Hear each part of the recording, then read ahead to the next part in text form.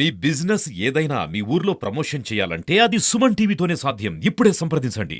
భారత ప్రజలందరికీ కూడా ప్రత్యేకంగా క్రైస్తవ సమాజం పక్షంగా సిబిసిఎన్సి ఆంధ్ర బాప్టిస్ట్ సెంటనరీ టౌన్ సంఘము ఈ యొక్క ప్రత్యేక సమయంలో భారతదేశంలో విస్తృత స్థాయిలో జాతి మత కుల భేదం లేకుండా లౌకిక విధానంలో రాజ్యాంగం ఇచ్చినటువంటి హక్కుల్ని ప్రత్యేకంగా ఉపయోగించుకుంటూ ప్రజలందరూ కూడా ఐకమత్యంతో ఉంచబడినట్లుగా 1947 ఆగస్టు 15వ తేదీన అర్ధరాత్రి సమయంలో మనకు స్వాతంత్ర్యం వచ్చింది. ఆ సమయం నుంచి కూడా నేటి వరకు ప్రత్యేకంగా 75 సంవత్సరాల అత్యున్నతమైనటువంటి అద్భుతమైనటువంటి భారతదేశ వ్యవస్థ పేదరికం నుంచి ఉన్నతంగా ఉంచబడటానికి లౌకికంగా భారత రాజ్యాంగ నిర్మాత అందించినటువంటి రాజ్యాంగాన్ని అమలు చేసుకుంటూ క్రమంగా మర్యాదగా మరి ముందుకు వెళుతున్నటువంటి భారతదేశం 140 కోట్ల ప్రజలతో ఈనాడు విరజిల్లినటువంటి అనుభవం కనబడుతుంది. ప్రభుత్వాలు మారుతున్నాయి, తరాలు మారిపోతున్నాయి, కానీ ప్రభుత్వ లేక ప్రజల యొక్క మనస్సుల్లో శాంతి సమాధానము సౌభ్రాతృత్వం కలిగినటువంటి అనుభవంలోనికి నడిపించబడటానికి భారతదేశం ఒక వేదికగా ఉంచబడింది. అనేక మంది నాయకులు వారు ప్రాణాలు అర్పించినటువంటి అనుభవం కనబడింది.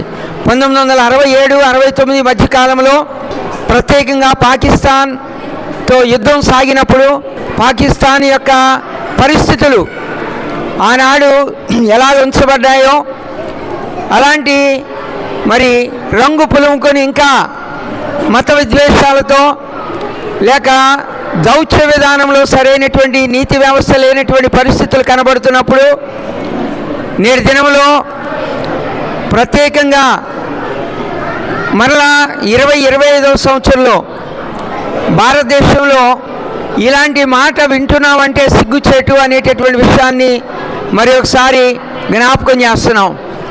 శాంతి దూతలుగా అనేక మంది దౌత్యాన్ని నిర్వర్తిస్తూ ఉన్నారు. మరి ఈ సందర్భంగా మొన్నటి సమయంలోనే ఎవరు అనేటటువంటి విషయాన్ని ఖచ్చితంగా తెలియచేసుకోవడానికి నేటి యుద్ధమే ఒక ఆరంభంగా కనబడుతుంది. కనుక దాని నుంచి మనం అందరం కూడా విముక్తి పొందటానికి యువతులైనటువంటి వారు యుద్ధ రంగంలోనికి కదిలి వెళ్ళటానికి కూడా సిద్ధంగా ఉంచబడ్డారు అనేటటువంటి విషయాన్ని మీ జ్ఞాపకం చేస్తున్నాం.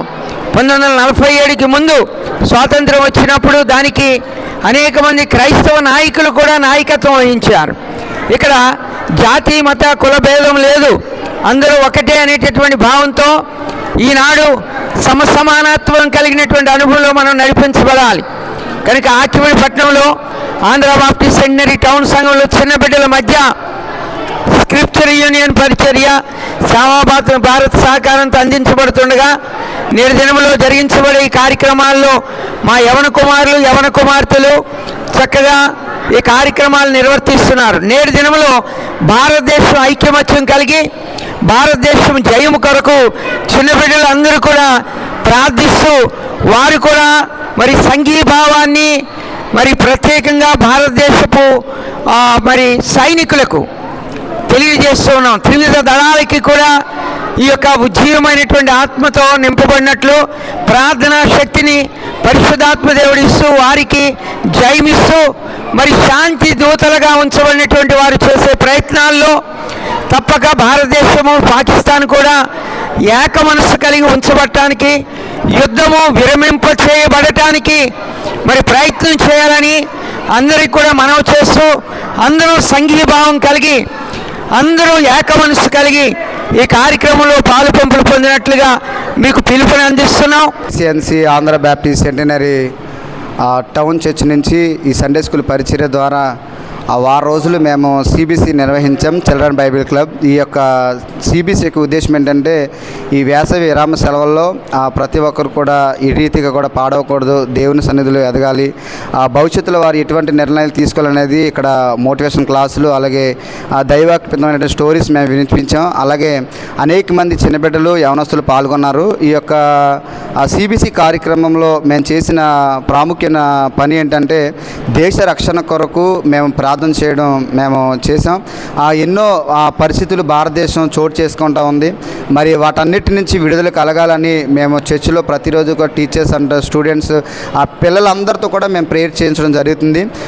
మా సంఘం ఎప్పటికీ కూడా ఈ సిబిసిఎన్సి ఆంధ్ర బ్యాప్టిస్ట్ సెంటినరీ టౌన్ సంఘం ఎప్పుడు భారతదేశం గురించి, భారతదేశంలో ఉన్న ప్రజల గురించి, నాయకుల గురించి, యావత్ ప్రభుత్వం గురించి ఎల్లవేళ ప్రార్థిస్తూనే ఉంటాం.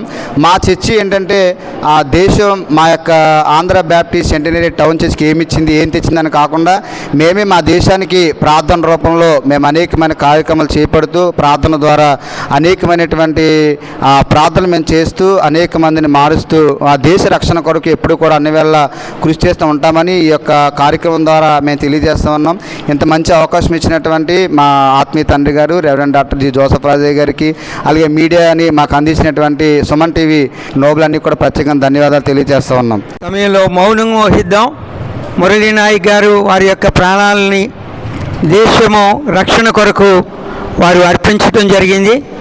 మీరందరూ కూడా ఒకసారి లేచి నిలబడండి. మీరు లేచి నిలబడండి, మౌనం వహిద్దాం.